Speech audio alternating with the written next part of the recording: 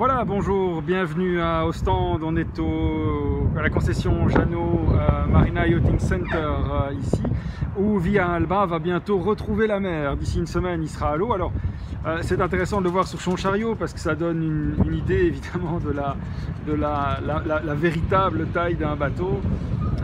Parce que quand il est évidemment posé sur l'eau, même s'il n'a pas des petites jambes, il paraît plus petit, hein, indéniablement. Donc ici il reste encore quelques éléments à faire, je vais vous montrer ça. Alors on va descendre l'échelle sur laquelle nous sommes pour aller voir un petit peu ici. Alors là évidemment des manipulations importantes à l'intersaison, c'est l'anti-fouling. Pour l'instant il y a une couche qui a été mise, la deuxième va être apposée dans le courant de la semaine. C'est donc ici le revêtement en fait qu'on va mettre sur la coque à exacte hauteur de la ligne de flottaison, bien évidemment. Alors on voit qu'il y a des griffes, inévitablement. Ces griffes peuvent être faites ici par un ponton, ça peut être des griffes d'usure de pare-battage qui viennent balancer contre la coque. Ça peut être parfois tout simplement des cordages ou des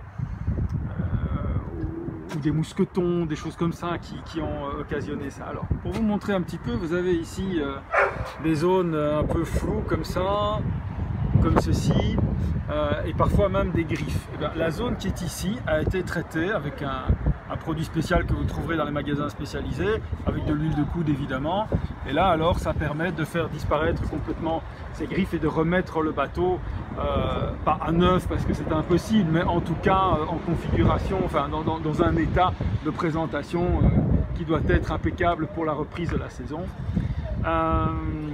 Alors au niveau des entretiens moteurs, il y a aussi des choses à faire. Il faut changer les filtres, faire les changements d'huile, tout ce qui est en base, anode, hélices, les petites hélices des systèmes de refroidissement, tout ça doit être vérifié. Il faut bien vérifier l'état des bateaux.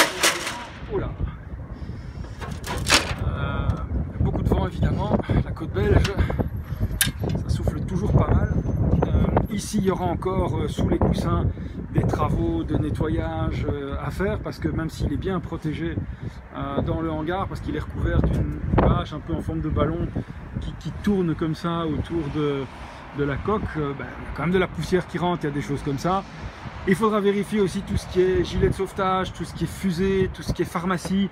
Donc remettre en place également la literie, tout ce qui est nourriture, tout ce qui va être le matériel à bord à vérifier, refaire tous les réglages, les vérifications des différentes pompes, réinstaller les tapis, vérifier que les instrumentations tournent bien, qu'il n'y a pas de problème au niveau des fusibles, qu'il n'y a pas de problème électrique, qu'il n'y a pas de l'eau qui serait restée quelque part et qui aurait gelé dans des canalisations et fait sauter quelque chose, ou vers l'étanchéité des pompes, des hublots, vérifier que tout ça est bien en place.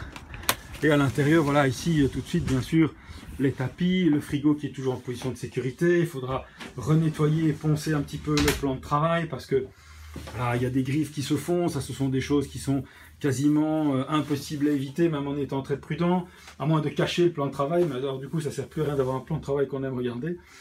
Et alors ici aussi il y a tout, voilà, il faut nettoyer tout ça, il faut remettre tout ça en état, bien vérifier que tout le matériel est toujours en place un peu partout, vérifier que la CB fonctionne.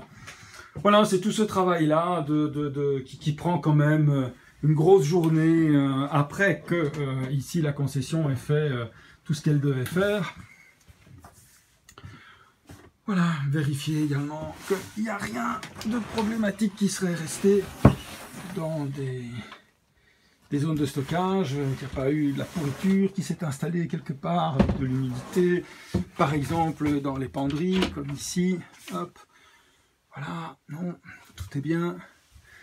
Et alors par voilà, l'étanchéité par exemple ici, vérifier que tout est, les joints sont bons, qu'il n'y a pas eu de la distorsion avec la chaleur, le froid, l'humidité, le sec, enfin, voilà, on est quand même dans un environnement marin qui n'est pas du tout un environnement amical, sable, sel, vent, eau, tout ça, ça fait des mélanges qui font que le matériel souffre évidemment. Voilà, donc ceci c'est l'ensemble des éléments qu'il faut vérifier à la grosse louche comme ça. Après, il y a toujours aussi des petites choses à faire. On a toujours envie chaque année d'ajouter des éléments et des options à son bateau.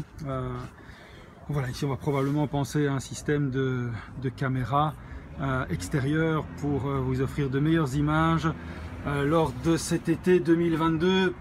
Premier été sans Covid, en tout cas sans Covid non, sans mesures restrictives Covid.